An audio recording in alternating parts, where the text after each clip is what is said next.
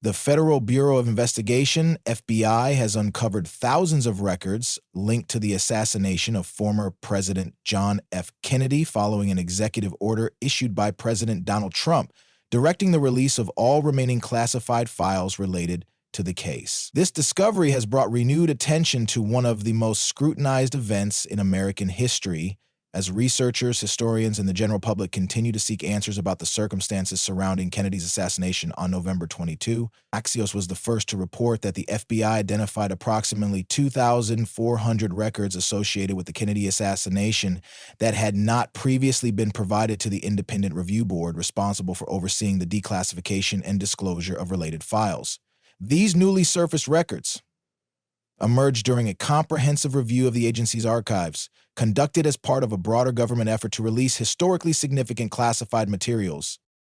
The existence of these records reportedly became known when the Office of the Director of National Intelligence, ODNI, submitted its plan for the public disclosure of the JFK files. The revelation has prompted renewed discussions about transparency and government accountability regarding the assassination, which has been the subject of numerous conspiracy theories and investigations over the decades. A source familiar with the records confirmed to Fox News that the documents were uncovered during the FBI's recent review process. In a statement to the network, the FBI provided insight into how the files came to light, explaining that advancements in technology and archival processes enabled a more thorough search of historical case files. In 2020, the FBI opened the Central Records Complex and began a multi-year effort to first ship and then electronically inventory and store closed case files from FBI field offices across the country, the agency stated. The resulting, more comprehensive records inventory, coupled with technological advances in automating the FBI's record-keeping processes, allows us to more quickly search and locate records. The agency further explained that it conducted an extensive new record search pursuant to Trump's executive order issued on January 23, 2025. This order specifically directed the declassification of files related not only to John F. Kennedy, but also to his brother, former Attorney General Robert F. Kennedy, and civil rights leader Martin Luther King Jr., both of whom were assassinated in the 1906.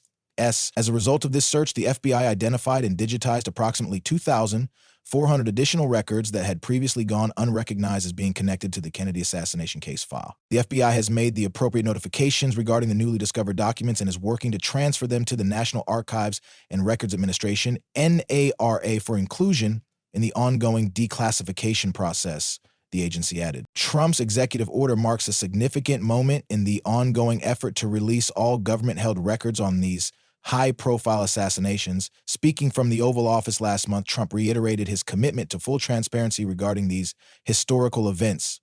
Everything will be revealed, Trump assured reporters as he signed the order, emphasizing the importance of public access to long classified government documents. The move follows Trump's long-standing pledge to declassify the remaining JFK files, a promise he made during his second-term campaign. During his run for re-election, Trump declared, "When I return to the White House, I will declassify and unseal all JFK assassination documents. It's been 60 years. Time for the American people to know the truth."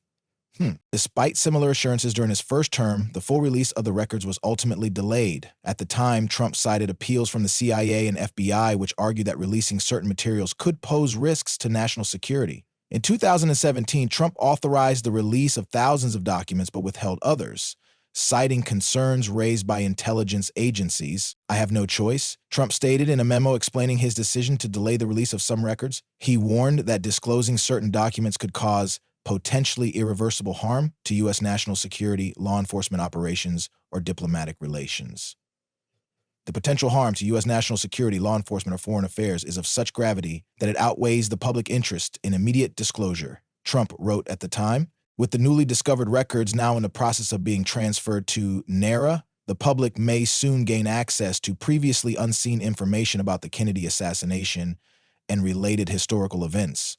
The ongoing declassification effort is expected to reignite debate over the circumstances surrounding JFK's death and whether the full truth has yet to be uncovered. As researchers and analysts prepare to sift through the newly released files, the search for answers continues, fueling speculation about whether any new revelations will emerge from this long-awaited disclosure. Historians and experts have long debated the various theories surrounding Kennedy's assassination, including whether Lee Harvey Oswald acted alone or if there was a broader conspiracy involving other entities. The Warren Commission, the official investigation into Kennedy's death, concluded that Oswald was the lone gunman, but subsequent inquiries, including the House Select Committee on Assassinations in the late 1970s, suggested that there was a likelihood of a conspiracy. The newly surfaced records may provide additional context or shed new light on these long-standing questions.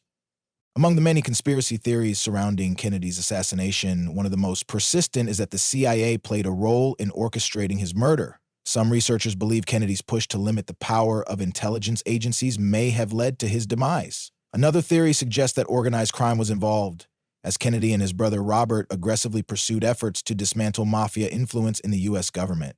Others speculate that Kennedy's assassination was connected to his handling of the Cold War, particularly tensions with the Soviet Union and Cuba. The infamous grassy knoll theory suggests that there was more than one shooter, contradicting the Warren Commission's official report that Oswald acted alone from the Texas School Book Depository.